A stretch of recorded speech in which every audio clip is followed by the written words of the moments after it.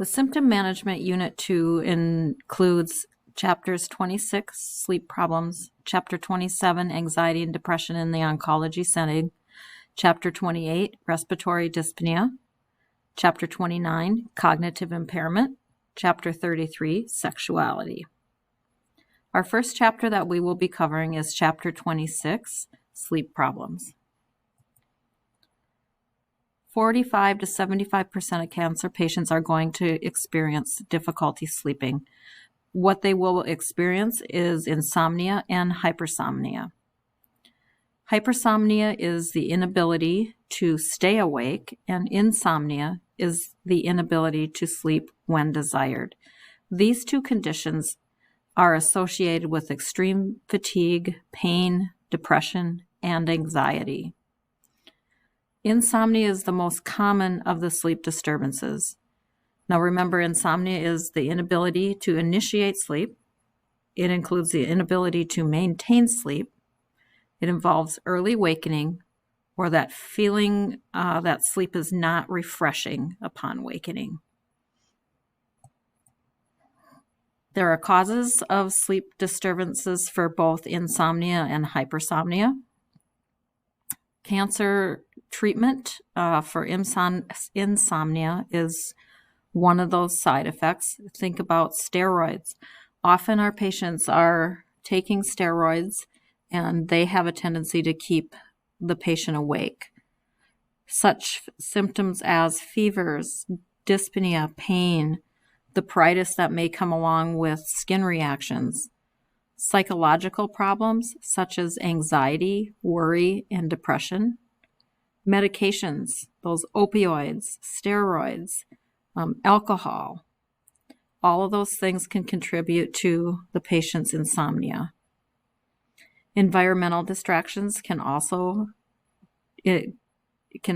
cause insomnia, whether the room is too light, whether there's a lot of noise going on, maybe the patient is in unfamiliar surroundings.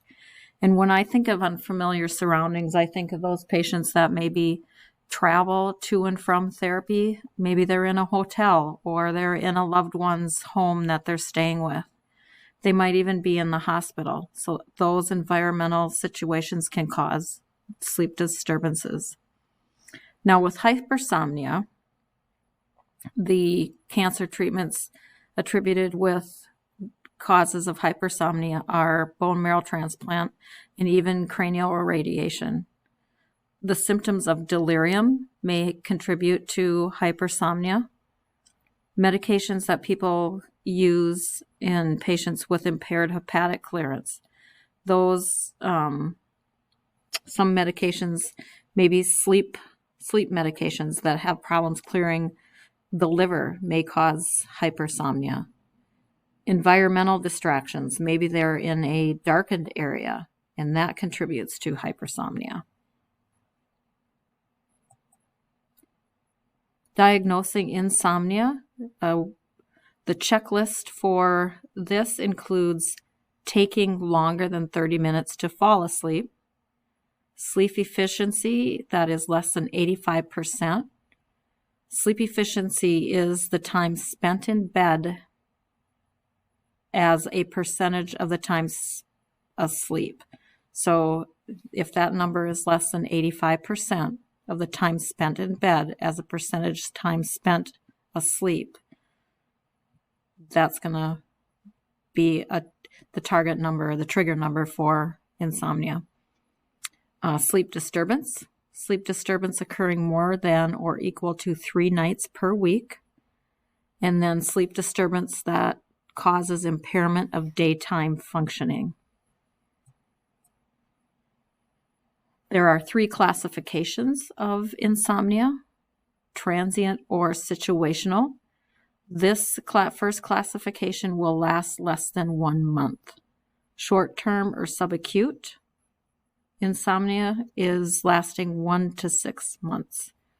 For insomnia to be classified as chronic, it will need to last 6 months or longer.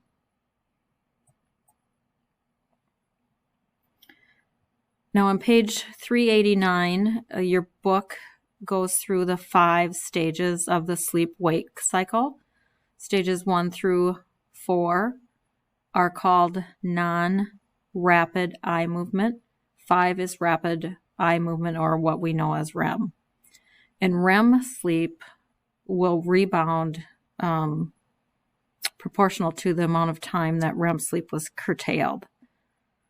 Stages do occur in 90-minute intervals. Sleepers awakened during REM sleep typically report dreaming.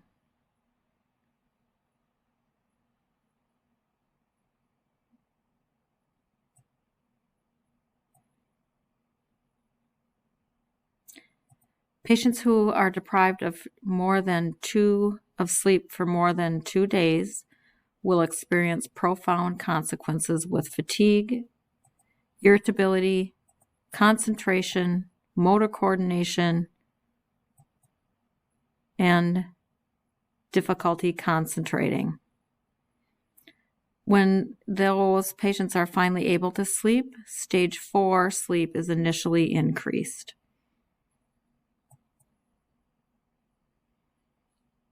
Assessing sleep difficulties, the nurse or the person doing the assessment is going to assess the sleep latency. And the sleep latency is that amount of time it takes the patient to fall asleep. Wake after sleep onset is how long that patient is going to be asleep before they wake up. The total sleep time. And then sleep efficiency, again, is the time spent in bed asleep as a percentage of time in bed. Remember, less than 85% is a trigger mark. Feeling that sleep was restorative, energy for daily activities, and the use of sleep medications known to affect sleep, such as alcohol, tobacco, steroids, amphetamines, opioids, are those. So the sleep measures assess both sleep activity over time while the person is performing normal activities.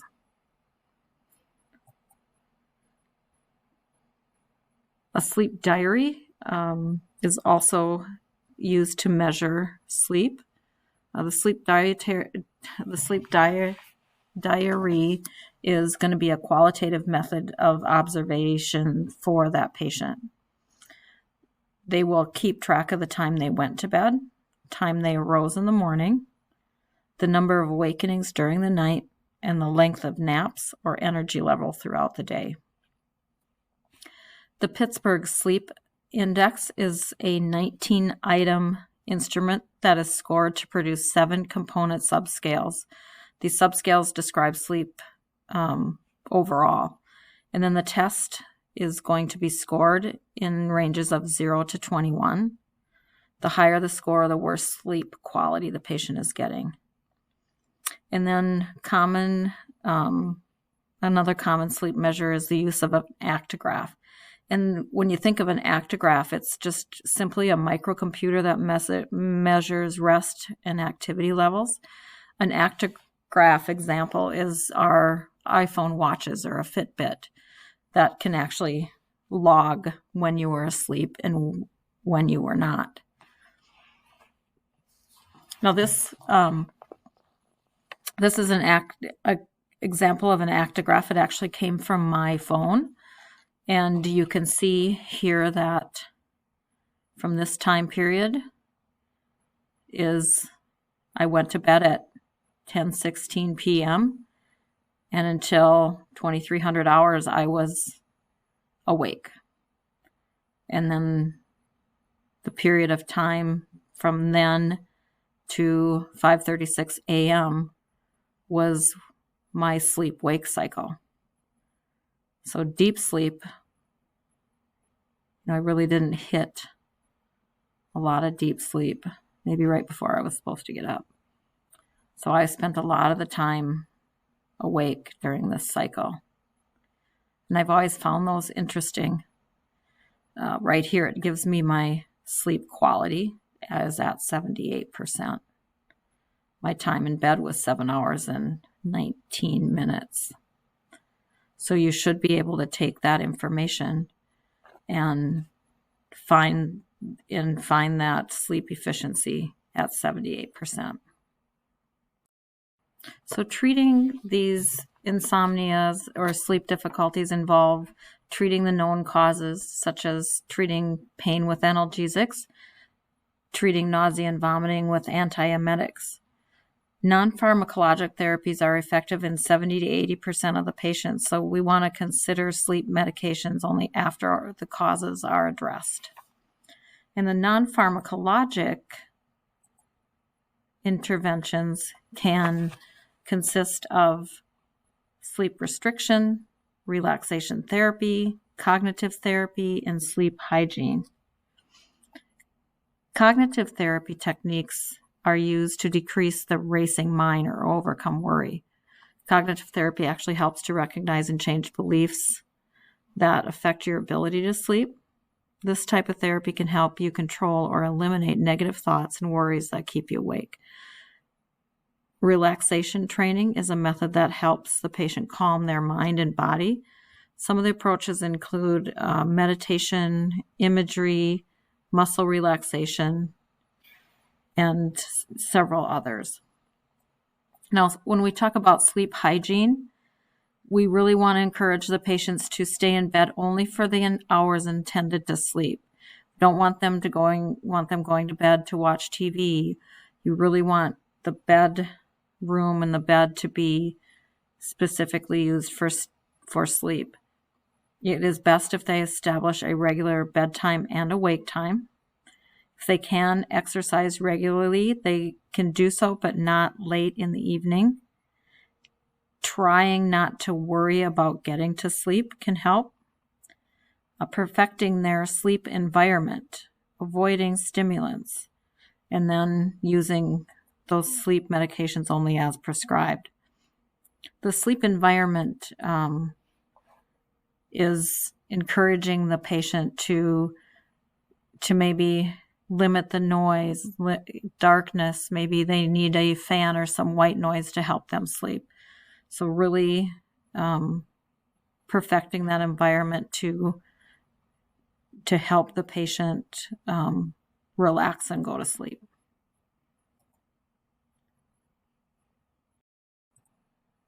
Anxiety and depression in the oncology setting is our next chapter. This is chapter 27. Anxiety and depression in the oncology setting or in oncology patient is the most commonly occurring psychiatric state in which patients with cancer struggle.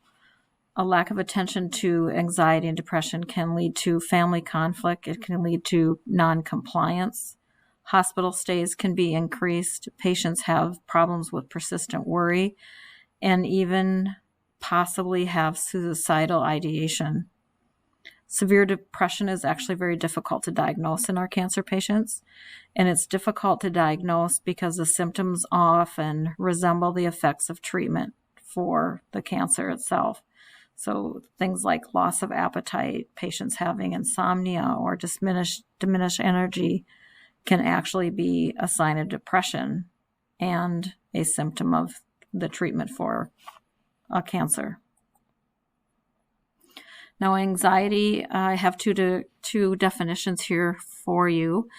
Anxiety is a feeling of apprehension, tension, insecurity, and uneasiness, usually without a known specific cause.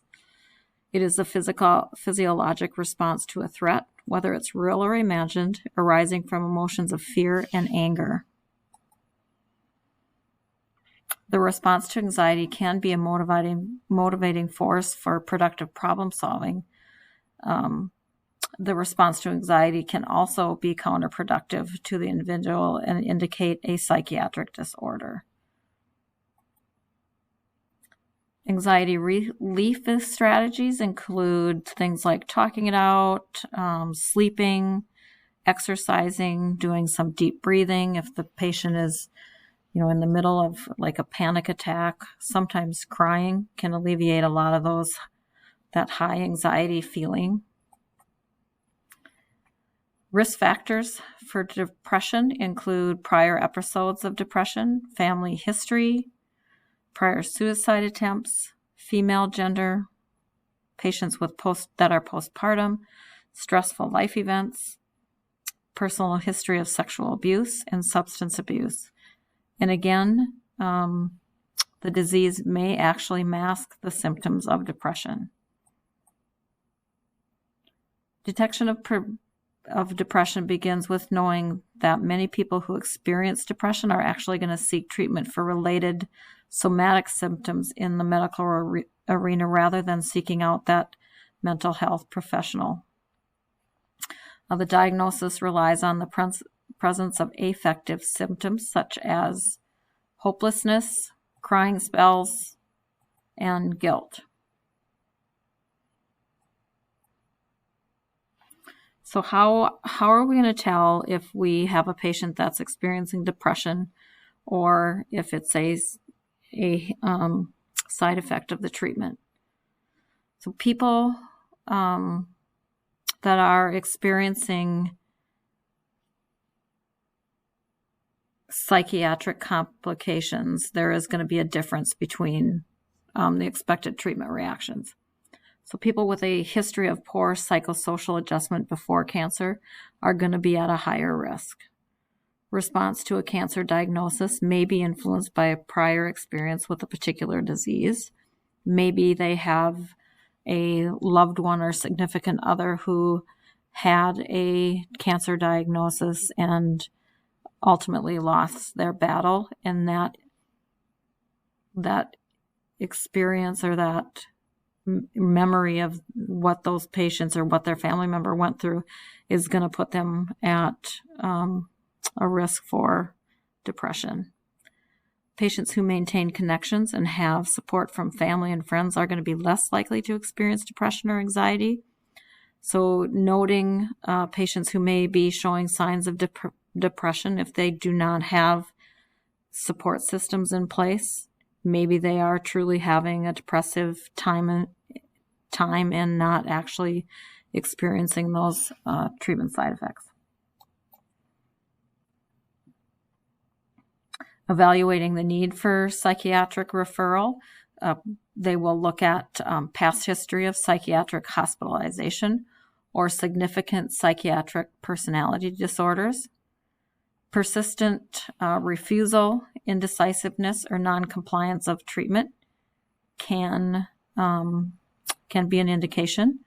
Persistent symptoms of depression and anxiety that are unresponsive to the usual support of healthcare providers or family. Unremitting fear that's associated with treatment and procedures, or excessive crying and hopelessness. An abrupt, unexplained change in mood or behavior. Insomnia, anorexia, diminished energy that's out of proportion to actual treatment effects. Continual thoughts or ideas of suicide. Unusual or eccentric behavior or confusion. Now, the thoughts or ideas of suicide is going to be very hard to differentiate in your patient. You probably, me as healthcare providers, we generally, I don't believe, see our patients for long enough periods of time during their visits to know if they are having those thoughts or ideas. So you have to be kind of in tune to what their language and body language is telling you.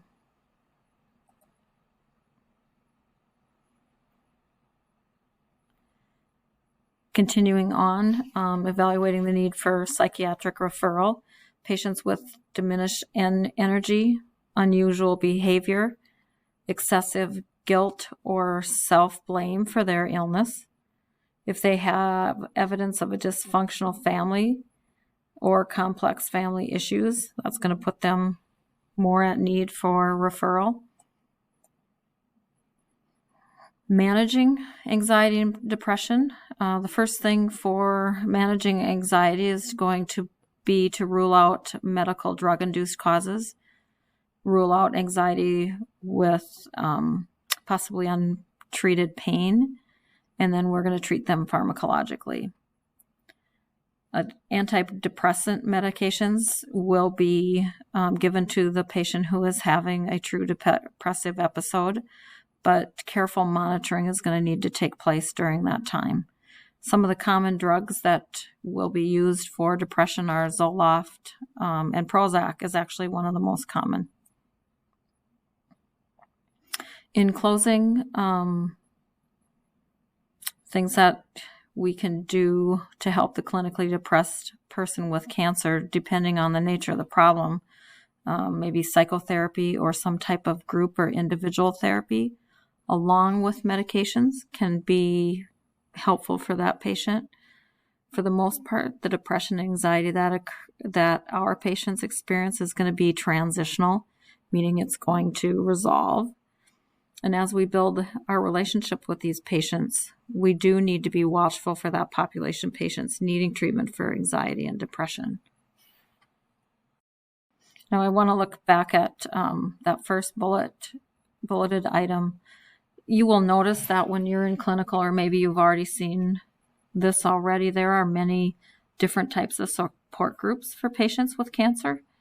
And just having them get involved with one of those support groups may be very helpful.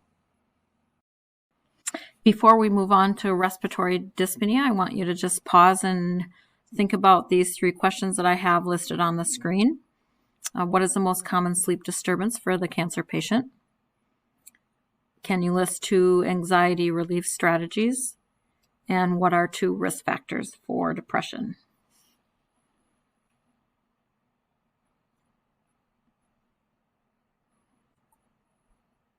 Chapter 28 is respiratory dyspnea. Dyspnea is a subjective experience described as shortness of breath, breathlessness, unpleasant breathing, or tight throat. Patients with lung cancer, whether it's primary or metastatic disease, are going to be the ones who suffer the most with respiratory symptoms. It is going to occur in 80% of lung cancer patients, often one of the first symptoms of lung disease at that time. And if you look at this statistic, dyspnea with our cancer patients, all of them, whether they're a lung cancer patient or not, they're going to at some point in time probably experience some dyspnea. 21 to 90% of all cancer patients will experience dyspnea.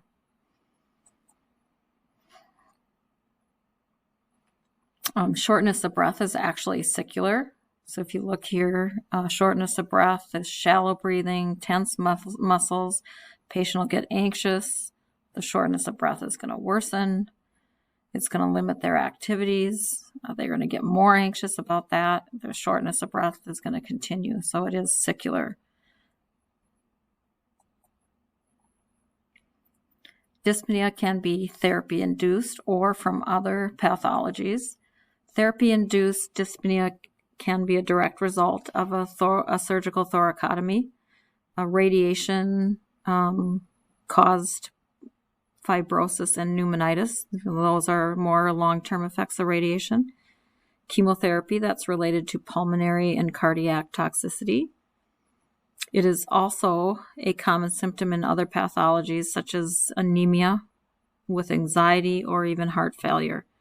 COPD can also be a reason for the patient experiencing dyspnea. Patients who are cachexic can experience dyspnea as well. So they can be caused by 2 different mechanisms, therapy-induced or other pathologies. Dyspnea has a higher perceived stress factor in men more than women, but it does impact the functional performance more in women than men. Things such as shopping, getting the mail, going to church, grooming, that's what we think of as functional performance. The change in the patient's quality of life can lead to feelings of anger, depression, frustration. Patients often experience loss of physical and social functioning. And with dyspnea comes a very real fear of dying because they cannot breathe. Dyspnea is often a predictor that the patient will die in the hospital as opposed to the home. And it is the one symptom that causes the greatest distress among caregivers.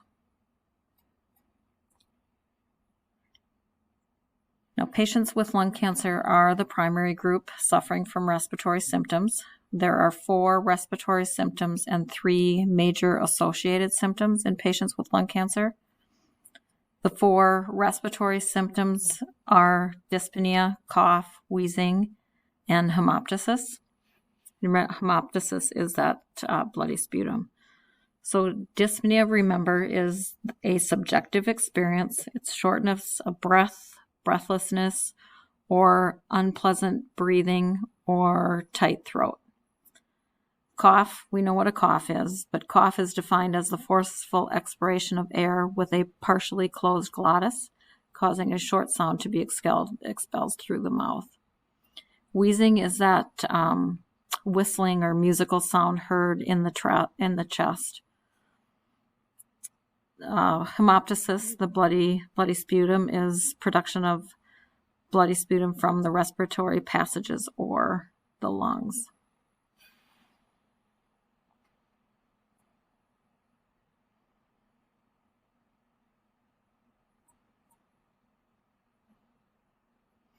Associated symptoms of patients with lung cancer include fatigue, pain, anxiety, and hypersecretion of mucus.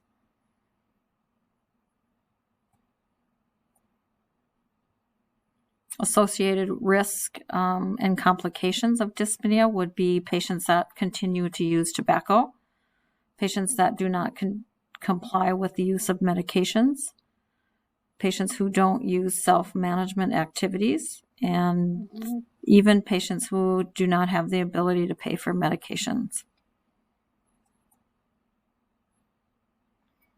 Assessment of these patients with dyspnea. Self-report is the most important assessment piece, defining the category of dyspnea. There are 2 different categories of dyspnea. The categories are 1, the dyspnea at rest, and 2, dyspnea with activity or on exertion. And once the type of dyspnea is defined, it is quantified in time and or relationship to activity and how that impacts quality of life. Assessment of the patient with dyspnea should begin with a thorough history and be followed by a physical exam of the cardiac and pulmonary symptoms.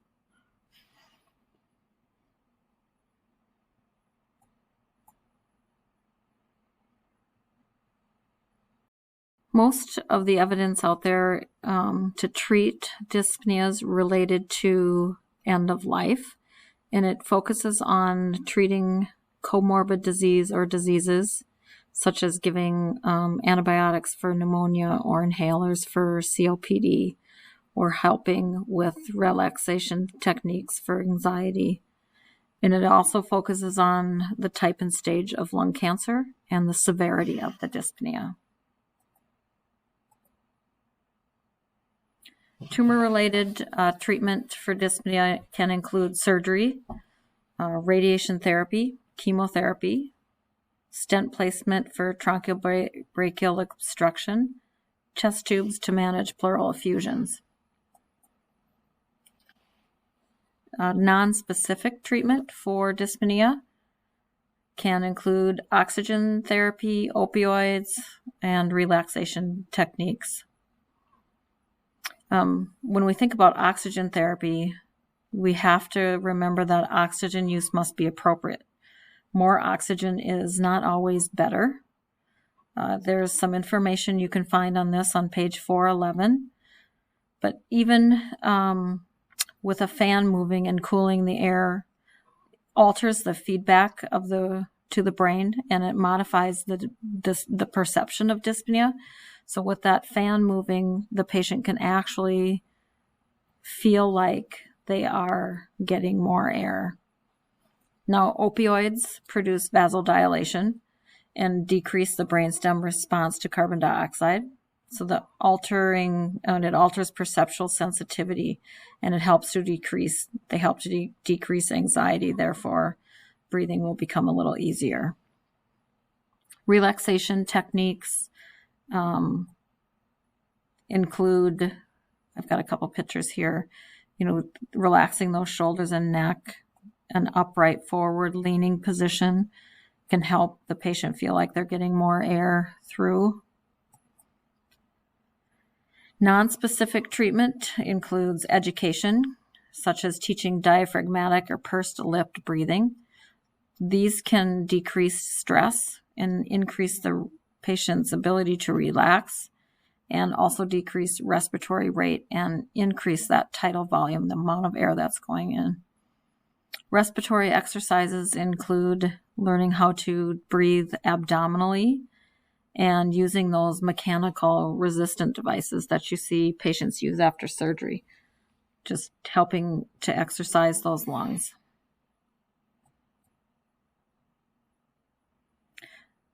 Now, this video, I don't know if I'm going to be able to play it, but this video is an example of pursed lip breathing. I would like you to watch this on my tech. It's in the resource section with your PowerPoint. And then I have another one on abdominal breathing. So I'd like you to watch that one too.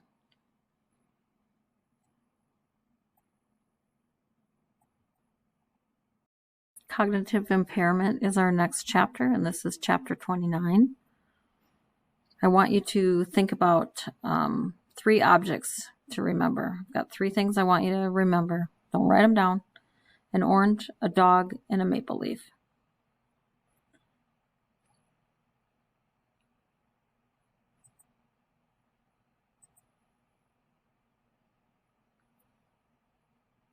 There are 8 cognitive function domains that we are dealing with. These domains are highly interrelated. A deficient in one area may negatively affect the other areas. Now, these 8 cognitive function domains are attention, which is the ability to concentrate and respond to more than one task.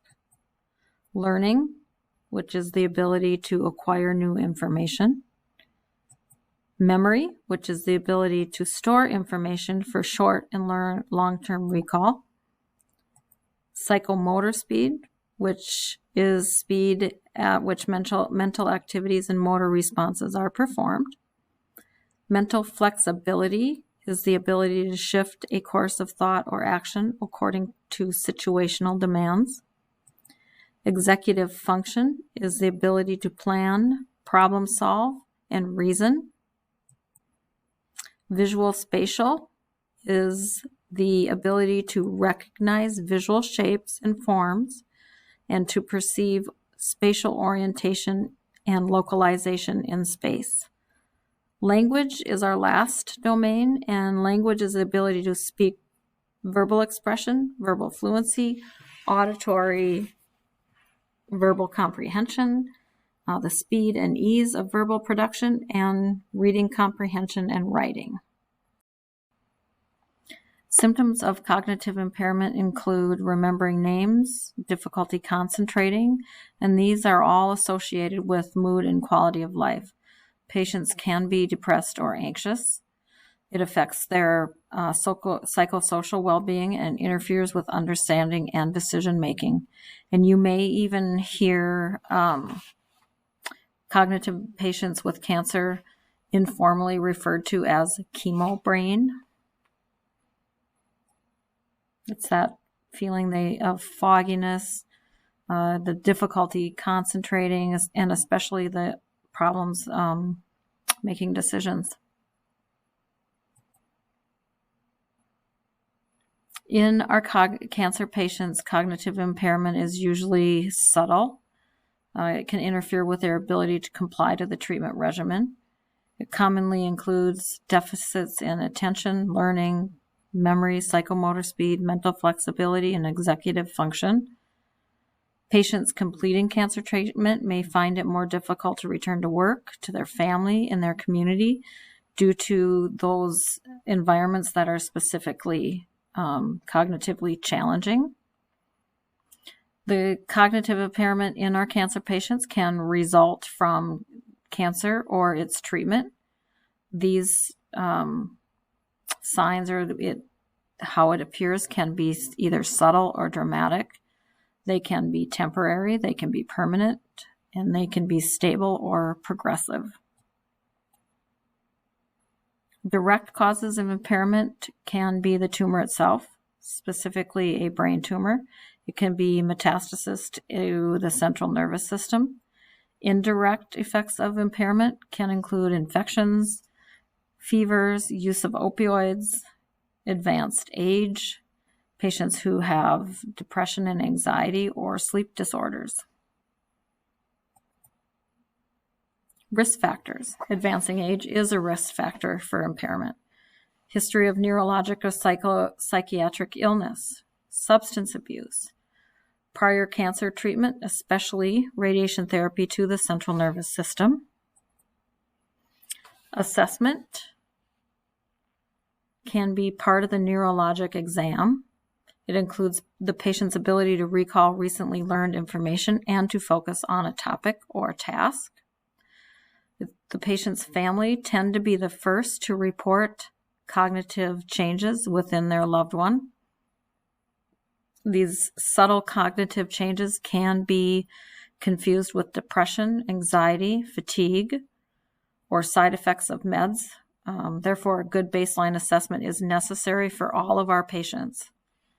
It can be, like I said, a part of that neurologic exam.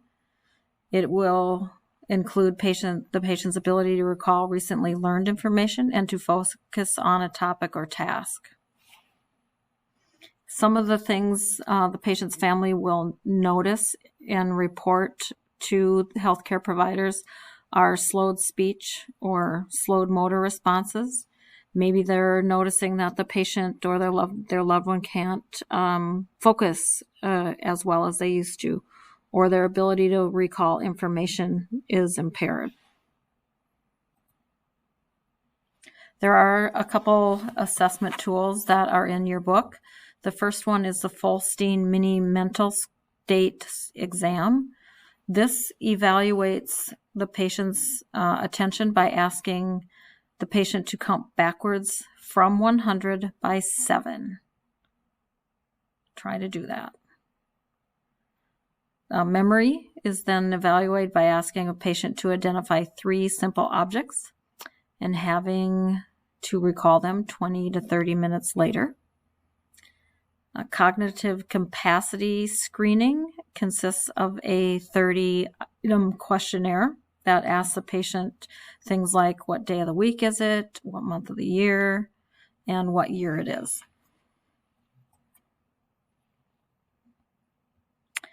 Treatment for these patients can first start with treat the underlying cause of the cognitive impairment. They can find medications useful, such as psychostimulants or antidepressants. Restorative behavioral interventions, such as relaxation techniques, can help with the cognitive impairment. Compensator strategies, the use of devices, to remind the patients of upcoming appointments, to things like the alarms on the phone, that would be helpful to help them remember to take their medicine or to alert them of an upcoming appointment. For severely impaired patients, after treatment, they may need vocational rehabilitation. They may actually not be able to go back to the career they once did because of their cognitive impairment. So they may need to be retrained in a position that they are able to do as opposed to one that they had prior to their cancer treatment and diagnosis. In closing, their precautions are necessary for the patient with cognitive impairment that may result in safety issues. The patient also needs to be properly educated so they do not mistake the impairment as a sign of treatment failure, disease progression, or psychiatric illness. Now, can you remember what the 3 items at the beginning of this chapter that I asked you to remember? It was a dog, an orange, and a maple leaf. This would be much more fun if we were in class.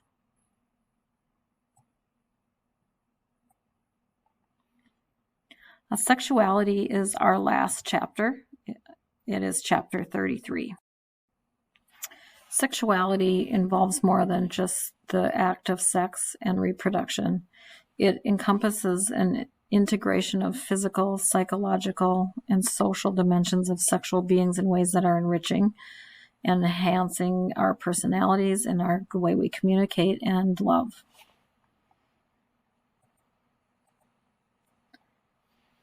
(20 to 90% of cancer patients will experience some sort of sexual problem. These, of course, can be caused by the disease itself or as a side effect of treatment.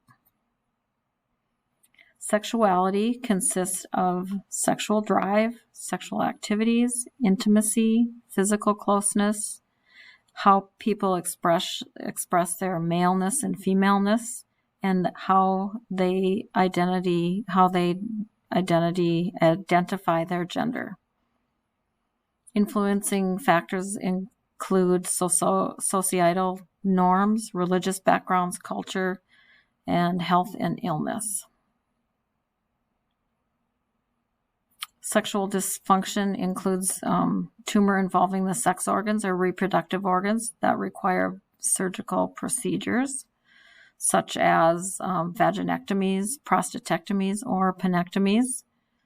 It can involve radiation therapy and chemotherapy. These can actually some drugs can actually alter ovarian or testicular function, causing infertility. Body image changes. Think of those patients who have colostomies and the mastectomy patients who lose their hair. Any of those things can contribute to sexual dysfunction. Consequences of this dysfunction can be can lead to preoccupation for the patient who is now unable to relax. So they can have preoccupation with body functions, so the treatment side effects, pain, fatigue, weight loss, the medication schedules they're on. The sexual response cycle affected by cancer and its treatment is desire, arousal, orgasm, and resolution. Desire is affected by factors such as pain, anger, body image, and the disease process. Arousal, problems with arousal can be caused by surgery.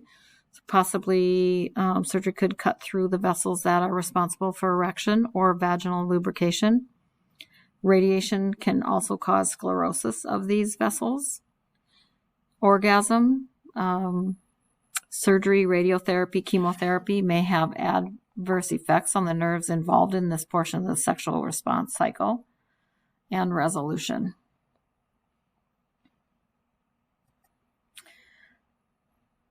Key to successful communication with the patients, it is very important for the patient to know they have permission to discuss the subject of sexuality when it is necessary.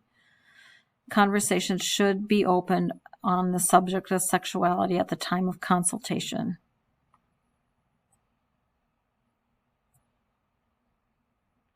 Assessment should be done by using open statements such as, has your cancer or its treatment affect your sexual function? Tell me about who you live with. Tell me about the importance of sex or sexuality in your life. And knowing a patient's sexual orientation is not as important as assessing the changes in that patient's usual sexual practices.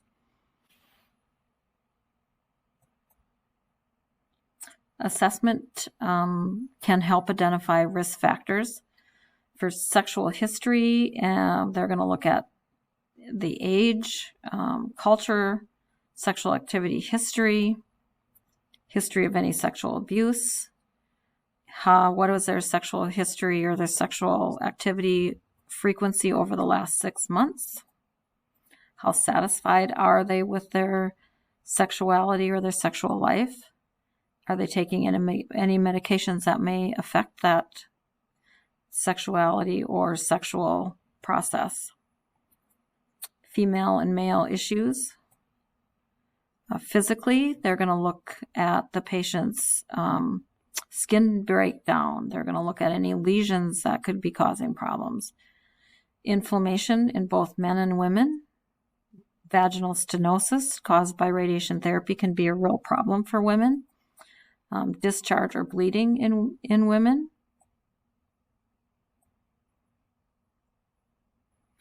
A good intervention is known as the PLICIT model. It is a tool for both assessing and managing a patient's sexuality concerns. Options should also be discussed regarding fertility prior to the start of treatment. The sexual partner plays a role in the patient's recovery. They should also be included in this discussion. Fertility is a very important aspect of treatment for the individual who has not had children. And sexual activity pre-treatment appears to be the best predictor of sexual function post-treatment.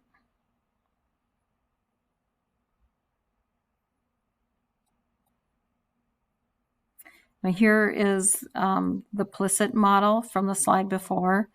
PLICIT, the P means permission. We want to give the patient permission to be sexual. The LI is limited information. We want to provide factual information about the disease and its treatment as it relates to sexuality. SS is specific suggestions. This is providing specific strategies for managing or maintaining sexual activity. IT is intensive therapy. This refers to sexual therapy or psychotherapy used to manage sexual dysfunctions, permanent sexual disabilities, or distress caused by changes. And that is all that we have included in this video.